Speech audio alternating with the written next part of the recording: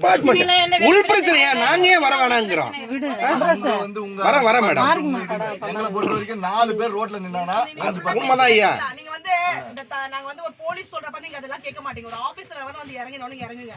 அதான் நீங்க எங்களுக்கு கொடுக்க மரியாதை. உண்மையா சொல்றேன். ஆனா எங்களை வந்து இதுதான் நீங்க பண்றது. இப்போ ஒரு ஆபீசர் மட்டும் நீங்க ஆட்டோமேட்டிக்கா இறங்க மாட்டோம் மேடம். இது மாதிரி தான் பண்ணுவீங்க மேடம். அப்ப எங்களுக்கு எப்படி பேசுறீங்க நீங்க? சார் நீங்க இறங்கி இந்த மண்டபத்தை உட்கார சொல்றோம். உங்களுக்கு மீடியா வரும் எல்லாம் வரும். நீங்க உள்ள இருந்தா எல்லாம் அடிச்சு மேடம் உங்க அதிகாரி வந்தா கூட நாங்க இறங்க மாட்டோம் மேடம். இல்ல நீங்க சொல்றீங்கல்ல அப்ப உங்க அதிகாரி வந்தா நாங்க இறங்கிடுவோம்ட்டு.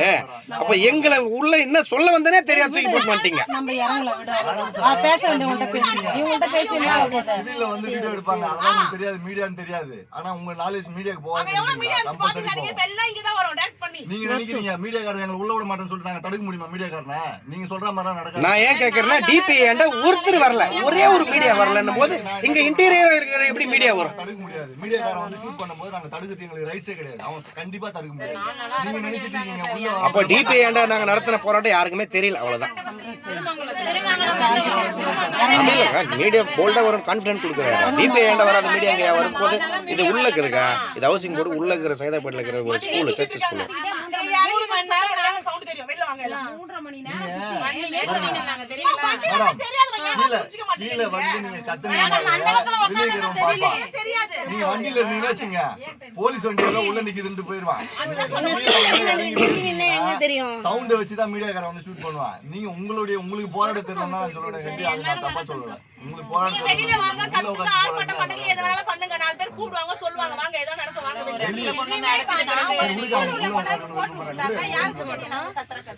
அப்ப இதுக்குள்ள வந்து போய் உட்கார்ந்துட்டு நீங்க வந்து அமைதியான வழியில தான் நாங்க பண்றோம். ஒண்ணுமே தெரியும் உங்களுக்கு நல்லதமா நான் சொல்றேன். நான் வெளியில வந்து நீங்க கத்துங்க, அது 4 பேர் காசு தெரியும் வந்து நிப்பாங்க. வரட்டும் மேடம், எங்க ஆளுங்க எல்லாம் வரட்டும் இதே மாதிரி ஓவரா சொன்னா என்ன நான் பண்றது சொல்லுங்க பாப்போம். எல்லாம் கும்பலா வரட்டும் மேடம். இப்படிதான் மேடம், இப்படிதான் 5 பஸ் அசம்பிள் ஆன பிறகு தான் நாங்க இறங்கணும். திருமங்கலத்துல அன்னைக்கு 5 பஸ் அசம்பிள் ஆன பிறகு தான் முந்தானத்தை இறங்கணும். நாங்க ஒவ்வொருத்தரும் ஒவ்வொரு இடம் பிரிச்சு விடுறாங்க. நாங்க இருக்கிறதே சொற்போதான் இடம் பிரிச்சு விட்டா நாங்க எங்க இருக்கிறோன்னே தெரிய மாட்டேங்குது. உண்மை அதுதான். இப்ப நீங்க பண்ண மாட்டீங்க அந்த மாதிரி. என்ன சொல்றேன், நீங்க வந்து முன்னெச்சரிக்கை இல்லாம வந்து நீங்க வந்து ஆர்ப்பாட்டம் பண்றீங்க. நீங்க ஆர்ப்பாட்டம் பண்ண போறீங்க, இந்த இடத்துல ஃபிக்ஸ் பண்ணி கொடுத்தாங்க. நீங்க திடீர்னு வரப்ப வந்து பாருங்க, ஒரு மண்டபத்துல கல்யாணம் நடக்குது, ஃபங்க்ஷன் நடக்குது. அப்ப எந்த கெபாசிட்டி எவ்வளவு இருக்குமோ அங்க அவ்வளவுதான் இறக்க முடியும் எங்களால. நீங்க 1000 பேர் வந்து 100 பேர் தங்க இடத்துல 1000 பேர் எங்களால இறக்க முடியாது. அதை நீங்க முதல்ல பாருங்க. ரோட்லயே கூட உட்கார வைங்க மேடம். நீங்க எந்த அக்கமெண்டேஷன் ரெடி பண்ணி தரீங்க, எதுவும் பண்ணி தரது